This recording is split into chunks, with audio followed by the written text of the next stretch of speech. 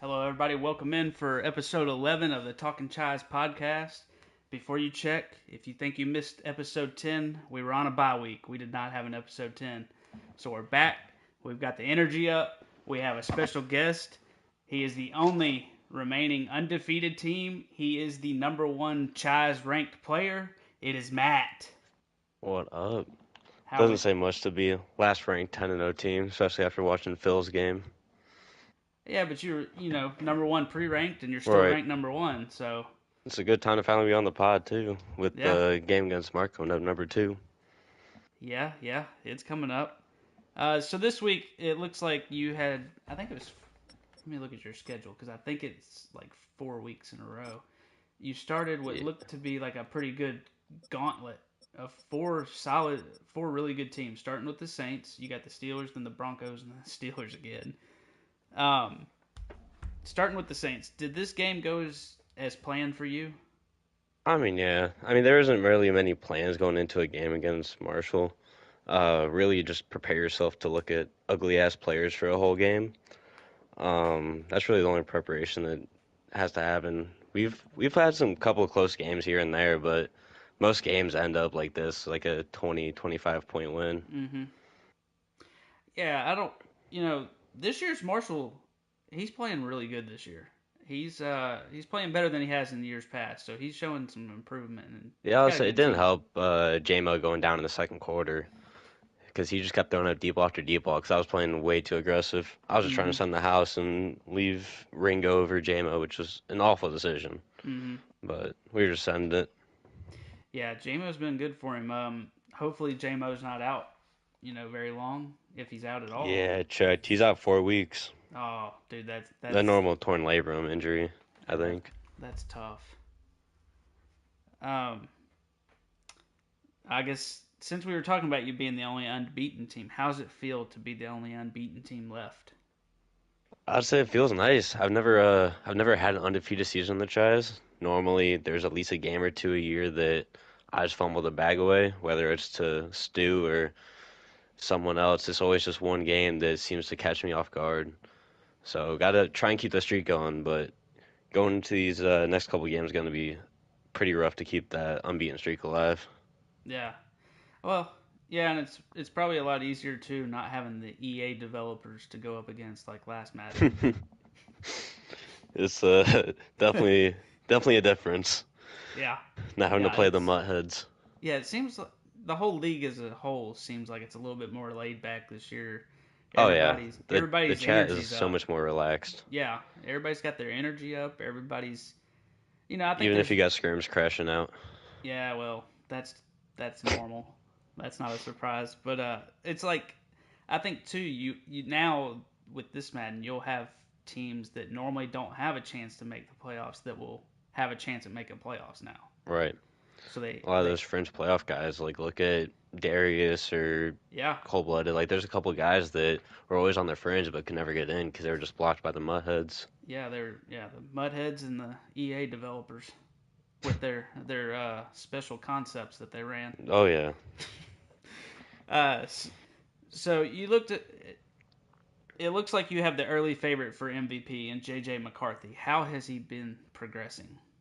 Dude, he's been balling out. And I don't know what his I think he has the motivation because he knew that he was not the number one pick for the Browns going into the season. We really wanted to go get Drake May. But then Phil decided to come in there and take him, even though he don't even use a quarterback. Just completely gonna waste Drake May's career away. But that was the guy we wanted. And then after finding out that G took Bo Nix, it was just lined up perfectly for us to take JJ right there. And I was skirmish on my ass about it, but he tried to send Bryce Young in at first, and that was just never gonna get it done for JJ. So we're happy to see the way he's developing up to 85, 86 overall. So he's gonna be real nice, especially after he wins this MVP. Yeah, what's crazy is Monty's actually doing really good with Bryce Young. He's got Bryce Young rolling. I don't know what I don't even Skirms know was how. attempting to do, but I'm not a fan of Bryce Young. All props to Monty for that. It's all helped by Worthy, who is debatably better than Waddle, yeah, depending on who you ask. right. Um, yeah, the only thing that really turned me off on even thinking about drafting Bryce because I had him on my like top 15. But then I saw that throw power at 87, and I was like, that ain't gonna Oh do yeah, it. it's ass. Yeah, it's complete ass. I mean, I say that even though I won my first ring with an 80 like six throw power Drew Brees, and then have not won a ring since. So what do I know? But Bryce Young in 87 was just never gonna get it done. Right. So in the past, some would say that you've had easy division games where everybody in your division, basically, you get 2 XP games automatically per member there. Um, would you say that this division would be much? Is it going to be tougher this year with Mark coaching the Steelers, or will it be smooth sailing in that over there in Cleveland? I mean, I would say those statements are false because I mean last year was easy. Like last year was easy as hell, having Chris, Dandy, and Kyle, Kyle. yep. But like that's by far the East Division I've ever had, and probably the Tri's has ever seen. But before then, I've had some pretty competitive divisions before. First 2 years was me and Rod plus another team. There was at one point we had like two or three seasons in a row. We had three playoff teams in the same division Hmm. when Blake was playing my first year. So I've had some pretty competitive divisions. I had a division with Monty and Skirms, even though Skirms was still XP game at that point. That still hasn't changed. But this year is about normal, having the competitiveness with Mark being number two user and Zoe is Zoe, so has never beat me. So I'd say this is not tougher or easier than any real division I've had to go up against. Yeah, Zoe seems like he's even stepped his game up quite a bit from past Maddens. Oh yeah, He's I mean keeping him and all I of have been his. in talks. I think about a year after I joined, we were in the DMs quite a bit, Hmm. talking about Matt and other things like that. So happy to see the improvement in his passing game and for him to not run monster against me. Yeah, I think he only runs that against Lane. But Right. He ran that yeah, shit against me once, like two or three, like 2 seasons ago. And I said, "Fuck off! Do not do this." yeah, he's keeping all of his games pretty close though. He is. But speaking of the Steelers, that's your opponent for next week, and then again in 2 weeks after that. Which both of those ought to be fire game of the week games that everybody's Yep. going to want to watch. Should we expect a close game? It's gonna be a tough. I mean, Mark's definitely one of my toughest opponents in the Chise, especially out of the guys remaining in the Chise. But I'd say the toughest opponent I've had is Phil. For whatever reason, Phil has always had my number in almost every matchup. I think he's one of the probably the only guy in the Chaz right now who I have a losing record against. Um, Mark being a close second, we definitely are close to 500, maybe a little bit in my favor.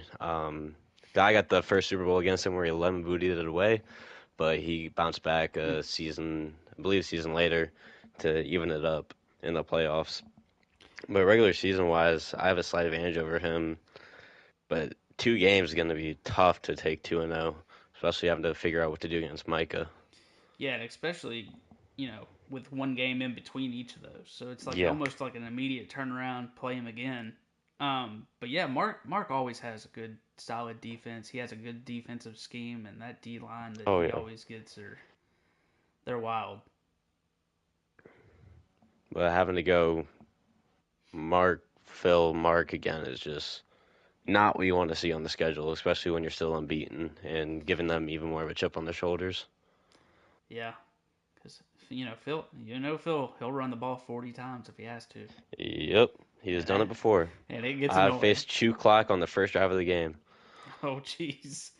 Yeah, Hopefully he won't do that this game. not proud of the results of that game. That game was not finished. Yeah.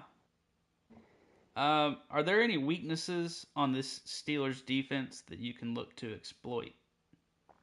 I mean, truthfully, I have not really looked at their team. I don't really look at many of my opponent's teams. Normally, I just go out there and make adjustments after first drive or two. Hmm. Pulling up the team now. I know he always has a good defense, so that's going to be interesting. Surprising though, seeing QB as the second best player, Dak. I didn't even know he had Dak. Uh, Martin at this point normally doesn't have that good of a quarterback. So that's gonna be interesting how he does with Dak back there. Hmm. But I'd say really not too many weaknesses. He's really good at building his team, so it's hard to find one area to target. Yeah, he's always defensive wise. It's always hard to find like where he has a weakness. I mean, it's never going to be the D line though. I can promise you that. Never going to Right. be that. I mean, his D line is nice, but I don't see an inside stuff, so might have to try and get some inside runs, the hell away from Micah. Hmm.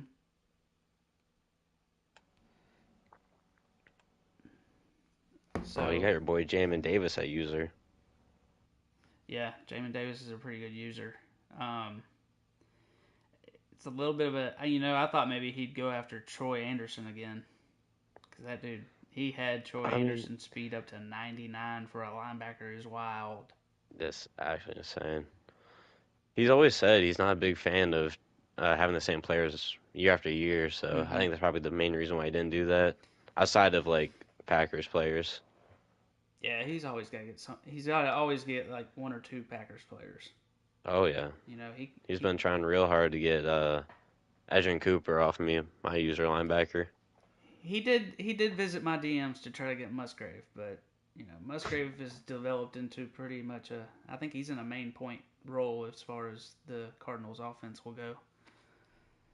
Oh yeah. Uh, Of course, you got Tucker Kraft as his tight end one now since Jared yep, Wiley's hurt. yeah, and he'll probably do just fine with him, 82 speed. That's. I mean, he seems like a solid tight end, but I couldn't run 82 speed at my tight end. right? Solid tight end, but I couldn't run 82 speed at my tight end. Um,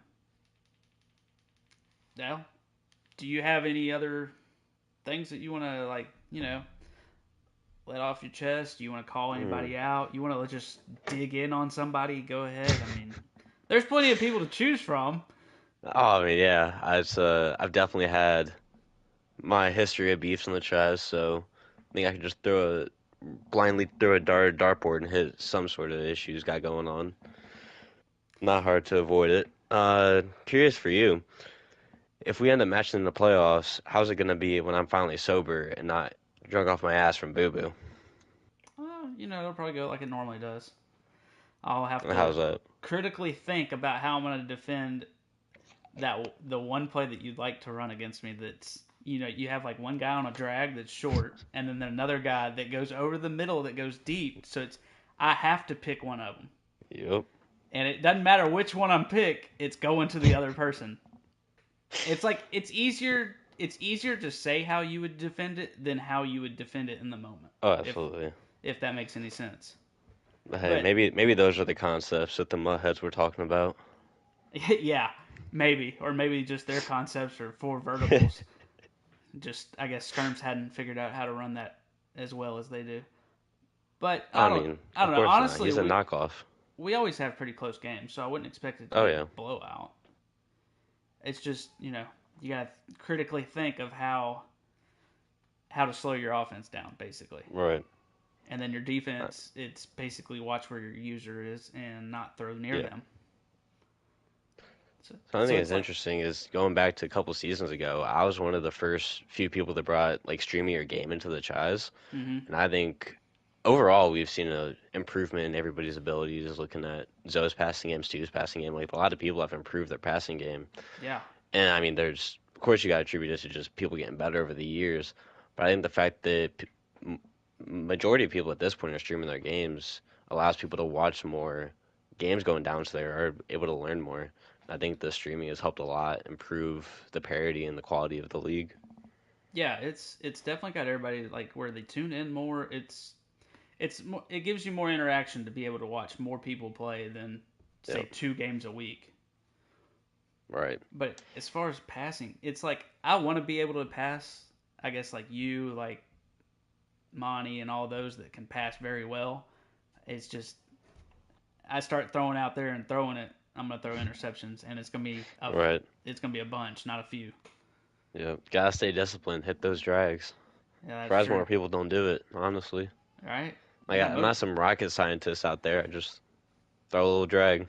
yeah, but it's tough. It's tough to Oh yeah. defend, and it gets irritating because it's like Oh, okay, absolutely. so this time I'm gonna go short and cover, and then it's over the middle for 35 Yep. yards, and then you cover that guy, and then it's short, and somehow that turns into a 15-yard gain. So then it's like, you know, Yep. Got to play that I mean, I can't bend. give away all the secrets. Still got to No. actually win my second ring. 'Cause I'm still only won one across 5 cycles now, four Yeah. cycles, Well, whatever it is. I think it's 5. Yeah. some of 'Cause us I haven't was. been there for a long, long time. My only one, and it was a heartbreaker. It goes all the way back to, I don't remember if it was Madden 17 or it was one of those early ones. Damn. Yeah, it was me and Monty in the Super Bowl, and absolutely nobody gave me a chance in hell to even have it close. That's crazy. I was a Mon, sophomore in high school. I was beating Monty.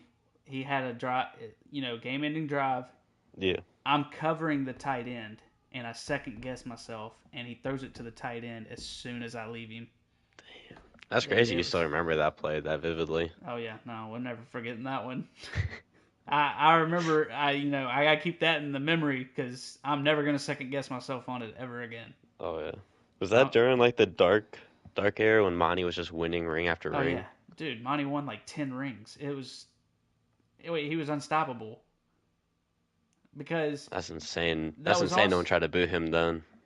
well, it was back whenever. So Monty used to always just go for speed then too. So it was Right. kind of like it was back in the days of Dree Archer.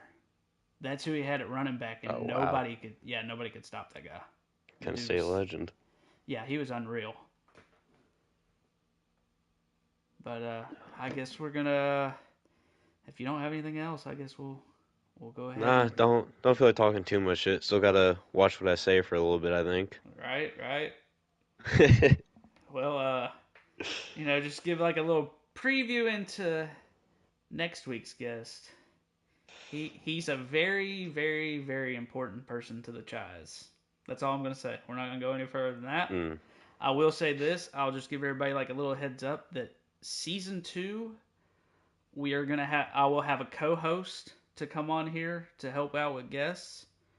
We are also gonna, along with the guests, we're also gonna have about 2 or 3 other people that are gonna be on a panel to where we're gonna pick certain games and people are gonna pick them, and we're just gonna see like throughout the season who has a better record of picking who's gonna win. And we might start this in the playoffs, but I think we're gonna have like 2 commentary teams that we're gonna try to put together to commentary playoff games and just see how that goes, and then we'll do that for like game of the weeks in season 2. Those are some sick ideas. I'd love to be a part of a color commentator for the Yeah, playoffs. yeah, we're gonna I'll get the feelers out there and see who wants to do what and who doesn't want to do Right. anything. So, uh, but yeah, that's just a foreshadow for what's coming maybe in playoffs and season 2. Since we Oh got yeah. since we got that email earlier this week while we were on the bye week that we got renewed for season 2, so we're on a roll here. And You get the pay bump too. yeah, we get the pay bump. We said screw all the haters and the critics out there that all they're doing is talking noise and blowing hot air. Yep. So, all right, boys. Well, we're gonna send it off, and we're gonna see y'all in episode 12. So we'll catch y'all then. Peace out. Deuces.